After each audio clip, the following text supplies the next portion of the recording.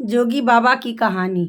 बहुत समय पहले एक गांव में एक जोगी बाबा रहते थे। वो सबके घरों से मांग कर खाते थे, बाहर कहीं नहीं जाते थे मांगने। मतलब उनकी कोई इतनी बड़ी इच्छा थी नहीं कि वो धन संचय करते। बस भजन गाते और जिसके घर चले जाते जो दे देता खा लेते और भजन कीर्तन गाते हुए अपना समय यापन कर रहे थे।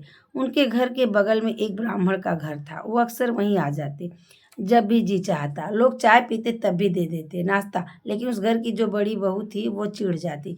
कहती ये जोगी हैं तो भ्रमण करें न, यहीं इसी गांव में जम गए हैं, सबका खाना पीना दुश्वार कर रखा है इन्होंने।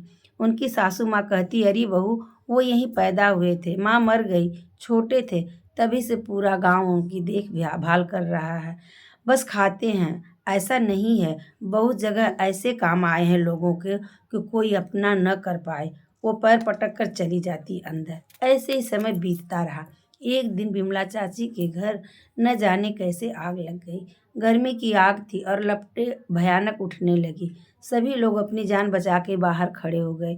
घर लपटों में घिर गया। क्योंकि औरतें ही थी, बिमला और उनकी बहू कुछ सामान भी नहीं बचा पाए। कुछ क्षण बाद किसी का ध्यान बंटी की तरफ गया, जो बिमला का पोता था। 2.5 साल का था। वो सोया था घर में। मेरी मैं बिमला और उनकी बहू लगी चिल्लाने, बंटी मेरा बेटा। बहू तो आग में छलांग लगाने जा रही थी। लोगों ने पकड़ लिया। तभी जोगी बाबा अपना कंबल लपेटे और आग में कूद गए। लोग समझ ही नहीं पाए कि क्या हुआ। बाबा से ऐसी उम्मीद नहीं थी किसी को। वैसे इतनी भीषण आग में जाने नहीं देते लोगों को। जो जाता वहां से जल कर ही आता। लोग अवाक। आग की लपटें आसमान छू रही थी। गांव के लोग बाल्टी भर भर के पानी ला रहे थे, जो रेगिस्तान में एक बूंद का काम कर रही थी। तब फायर ब्रिगेड नहीं था। कुछ देर बाद जोगी बाबा बंटी को गोद में छिपाकर बाहर निकले। चूंकि कंबल से वो सेफ था, लेकिन जोगी बाबा झुलस गए थे।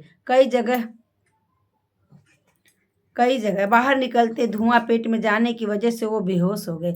बिमला की बहू पहले बेटी को ली, छाती से लगाई, फिर जोगी बाबा के पैरों में गिर कर रोने लगी। बाबा मुझे माफ़ करना, मेरी गलती की सज़ा मुझे भगवान ने दे दी। मैं बाबा को रोटी देने में मर जाती थी, आज वही बाबा मुझे मेरे बेटों को जिंदगी के रूप में लौटा दिए। मैं ये कर्ज कैसे चुकाऊंगी नाथ। मैं लोग जोगी बाबा के चेहरे पर पानी छिड़के। उन्हें होश आ गया, हालांकि वो उठ नहीं पाए। वो धीरे से बोले, बहू रो मत, बंटी तेरा ही बेटा नहीं था, वो मेरा भी पोता था। इस गांव ने मुझे माँ बाप परिवार की कमी महसूस नहीं होने दी।